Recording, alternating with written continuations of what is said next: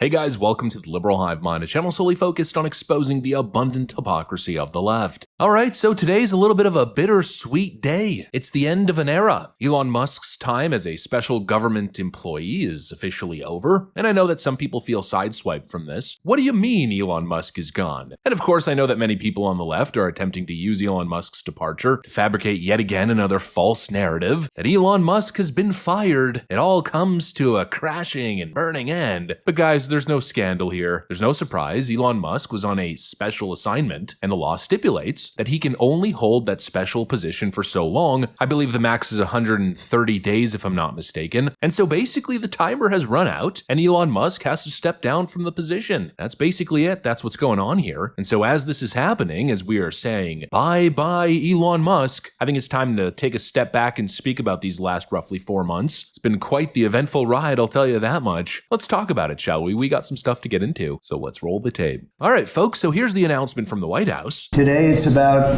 a man named Elon, and he's one of the greatest business leaders and innovators the world has ever produced. He stepped forward to put his very great talents into the service of our nation, and we appreciate it. And Elon has worked tirelessly helping lead the most sweeping and consequential government reform program in generations. And you know the kinds of things that he's found and his people have found. He's brought a group of very smart people in, and they found things that are pretty unbelievable. I have to say that the numbers that we're talking about are substantial, but they're going to be very much more substantial with time, because many of the things that we're working on right now, we're going to have to remember Elon as we find them, but the numbers could double and triple, because many things we don't want to go out with them until we're sure, but we've found things that are unbelievably stupid and unbelievably bad. With the Department of Government Efficiency, Elon's delivered a colossal change in the old ways of doing business in Washington. DOGE has installed geniuses with an engineering mindset and unbelievably talented people in computers. I actually asked Elon one time, what's their primary thing? And they have a lot of primary things, all having to do with being smart, but he said the thing that they're really the best at is working with computers, so that they can't be outsmarted by somebody that's not so honest, that happens to also be good with computers, but not as good as these people. But the mindset in the senior ranks of every federal department, and it's really changed. And with Elon's guidance, they're helping to detect fraud, slash waste, and modernize broken and outdated systems. So as you know, we're talking about various systems and changing systems, and sadly it takes a long time to do that. You'll change, let's say, a system at IRS and computerize it properly where the job can be done in 1/10 the time, but it takes sometimes years to rebuild those systems. But we've started. So yeah, it's all come to an end, and I gotta tell you, that's a sad thing, not just in terms of government efficiency and rooting out fraud and waste, but also because we're gonna have less and less of these kinds of moments. You know, some of the media organizations in this room were the slingers. Also, there is a New York Times report today that accuses you of blurring the line between... It's the New York Times. Is that the same publication that got a Pulitzer Prize for false reporting on the Russiagate? Is it the same organization? I think it is. I think the judge just ruled against the New York Times for their lies about the Russiagate hoax, and that they might have to give back that Pulitzer Prize.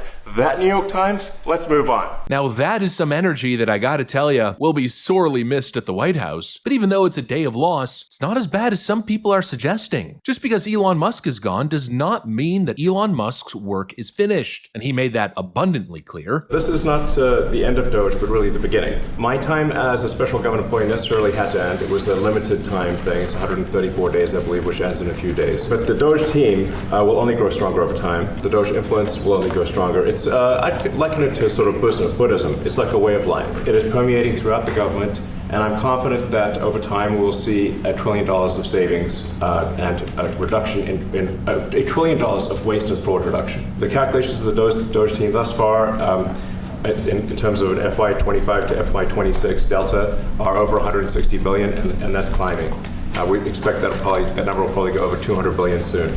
I think the DOGE team is doing an incredible job. They're going to continue doing an incredible job. So I look forward to continuing to be a friend and advisor to the president, continuing to support the DOGE team, and we are relentlessly pursuing $8 trillion in waste and fraud reductions, which will benefit the American taxpayer Thank you, Mr. President. Thank you. Just because the head of DOGE is gone doesn't mean that the Department of Government Efficiency is being shut down. In fact, quite the opposite. The work continues. Yeah, all those young, brilliant minds that were tasked with identifying the waste and modernizing government systems, the work continues with Elon Musk or not. Now, the next question, the next focus that we need is whether or not the work that DOGE did will actually be implemented. Because as it stands right now, we got a whole slew of Senate Republicans who have committed to voting against codifying DOGE foreign aid spending cuts. You can see them all here on screen, and that right there represents the potential for tragedy, because it would be an absolute, utter tragedy if the work that Elon Musk and his team did amounted to nothing. Well, maybe nothing's not the best word, because some cuts have in fact been implemented already. Pete Hegseth just announced the other day that they were able to save $10 billion at the Pentagon thanks to the Department of Government Efficiency's findings. When President Trump asked me to serve as the Secretary of Defense, he gave all of us and me the mission of restoring the warrior ethos, and we're focused on that every single day. Now, one way we're doing this is by finding out what works at DOD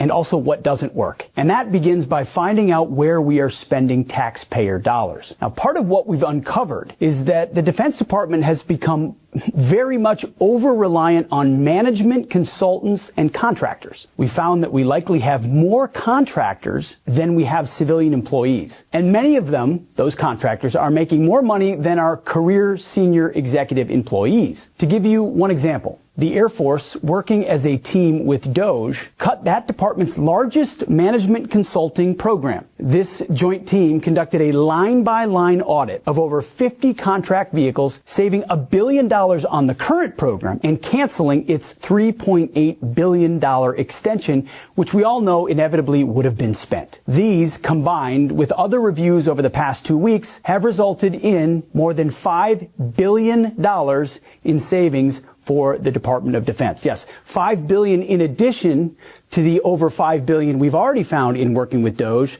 So that brings the tally now to over $10 billion in real savings at the Department of Defense working with DOGE. And we're just getting started. And so, of course, it hasn't all been in vain. Some good has come from it. Some cuts have happened. Some departments have been flipped on their heads, and rightfully so, but it doesn't go far enough. Congressional Republicans need to deliver on the mandate. And this was one of the most popular elements of the Trump mandate. You know, despite the fact that Elon Musk was getting hit from all angles and his popularity was waning, when it comes to the department itself and the work that they were doing, the numbers have been sky high since day one. And so Republicans now moving into 2026, they got to get their act together, especially after this latest Atlas Intel poll shows Democrats are up 9 points in the 2026 generic party ballot. Now, these numbers are an outlier and it's still very early polling data, but I'm not going to dismiss this poll outright because it's Atlas Intel, by far one of the best pollsters out there. And so this should be ringing alarm bells everywhere. The Democrats' numbers are in the gutter. Their party is possibly in one of the worst states it's ever been in. And moving into the 2026 midterm, they're up 9 points. Something tells me there's an element of disenfranchised GOP voters that are fueling that gap. They have to get their act together and codify these DOGE cuts if they expect to boost up these support numbers going into this all-important midterm here in 2026. Elon Musk did some great work, but at the end of the day, it's not about Elon. And honestly, him now being removed from the process might even be a good thing. You know, maybe he had too much name recognition. Maybe he was bringing too much focus and attention onto himself instead of the work that was being done. Naturally, I'm not saying he was doing that on purpose. The focus at this point needs to be strictly on the Department